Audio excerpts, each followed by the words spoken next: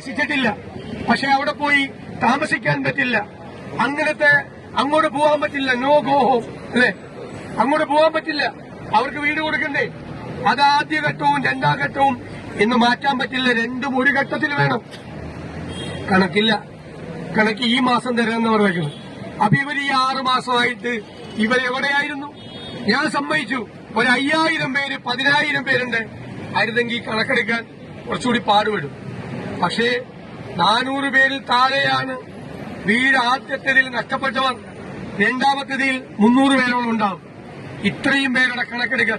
400 പേരുടെ കണക്കെടുത്തപ്പോ 62 പേരെ ഇരട്ടിപ്പാണ്. എത്ര ലാഘവത്വത്തോടു കൂടിയാണ് ഇത് കൈകാര്യം ചെയ്യുന്നത്? 400 പേരുടെ ലിസ്റ്റ് എടുത്തപ്പോ അതിൽ 62 പേരെ ഇരട്ടിപ്പ. ഇവിടെ പഞ്ചായത്ത് പ്രസിഡന്റ് ഉണ്ടല്ലോ, ജില്ലാ പഞ്ചായത്ത് പ്രസിഡന്റ് ഉണ്ടല്ലോ. അവരോട് ചോദിച്ചാൽ അവര് തരും പേര്. സർക്കാരിന് ബുദ്ധിമുട്ടാണ്, ഉദ്യോഗസ്ഥന്മാർക്ക് ബുദ്ധിമുട്ടാണെങ്കിൽ അവര് തരും പേര്.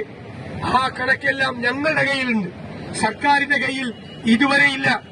മൈക്രോ ഫാമിലി പാക്കേജ് എന്ന് പറയുന്നത് ഒരു വീട്ടിൽ ഒരു മേശ കൊടുക്കുക, വേറൊരു വീട്ടിൽ ഒരു ടീപ്പോയി കൊടുക്കുക, വേറൊരു വീട്ടിൽ ഒരു കസേര കൊടുക്കുക. അതല്ല മൈക്രോ ലെവൽ ഫാമിലി പാക്കേജ്.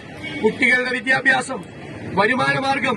ഈ സ്ഥലം ഏറ്റെടുക്കുന്ന സ്ഥലത്ത് വരുമാനം നഷ്ടപ്പെട്ട സ്ത്രീകൾക്കുൾപ്പെടെ ഒരു ദിവസം ഒരു മിനിമം വേജെങ്കിലും കിട്ടുന്ന രീതിയിലുള്ള തൊഴിലവസരങ്ങൾ ഉണ്ടാക്കി കൊടുക്കണം.